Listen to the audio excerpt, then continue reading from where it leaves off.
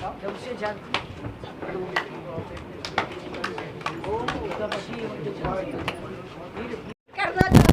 ताकि जो भी हमारे दुश्मन है उन्हें देना जनता पार्टी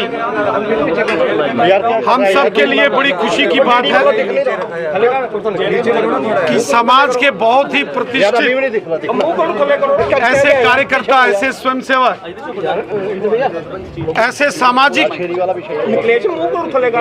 और कार्यकर्ता जिनके अंदर राष्ट्रवाद की भावना ओतप्रोत है, श्रीमान हीरालाल जी भट्ट, श्री अशोक कंगन जी, एडवोकेट एस.के. भट्ट साहब, श्री मोतीलाल भट्ट साहब, और इनके साथ साथ यहाँ बड़ी संख्या में आज जो हमारे कश्मीरी हिंदू समाज से, कश्मीरी पंडित समाज से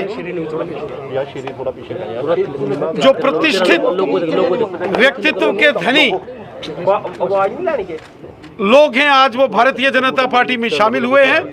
मैं हृदय की गहराई से इन सभी कार्यकर्ताओं का, जो आज जिन्होंने भारतीय जनता पार्टी का दामन थामा है, मैं इन्हें हृदय से बधाई देता हूं और उम्मीद करता हूं कि जो एक परंपरा कश्मीरी हिंदू समाज की, कश्मीरी पंडित समाज की हमेशा रही है, देश और धर्म के प्रति संपूर्ण समर्पण भाव से एक योद्धा की तरह काम करना, और ये कार्य चाहे श्री हीरालाल भट्ट साहब हों, अशोक कंगन जी हों, एस.के. भट्ट साहब हों, मोतीलाल भट्ट साहब हों, या जितने भी साथियों ने आज यहाँ ज्वाइन किया है, इन्होंने हमेशा एक गैर राजनीतिक कार्यकर्ता के नाते देश और समाज के लिए कार्य किया।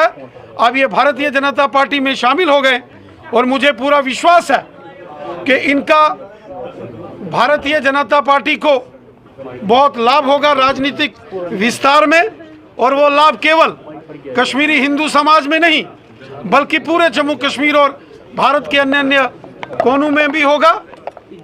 और मुझे पूरा विश्वास है कि आज की इस ज्वाइनिंग से जम्मू कश्मीर भारतीय जनता पार्टी को और जबरदस्त ताकत मिलेगी। मैं हृदय की गहराइयों से आज भारतीय जनता पार्टी के अंदर शामिल हुए सभी कार्यकर्ताओं को, सभी अपने जितने भी सामाजिक और धार्मिक संस्थाओं से जुड़े कार्यकर्ता हैं, मैं इनको बधाई देता हूं और भारतीय जनता पार्टी में इनका हृदय से अभिनंदन करता हूं, स्वागत करता हूं। कश्मीरी क्या कहना है कि 125 करोड़ खर्च कर दिए बेफजूल में। कश्मीरी पंडित जो कि 1990 के दशक में बंदूक की नोक पर जिन्हें कश्मीर से निकाला गया, कश्मीर महर्षि कश्यप की भूमि है, हमारी जन्म भूमि, हमारी पितृभूमि, हमारी कर्म भूमि है। कश्मीरी पंडित अपनी कर्म भूमि, जन्म भूमि, पितृभूमि कश्मीर घाटी में जरूर जाएंगे, लेकिन साथ सम्मान जाएंगे।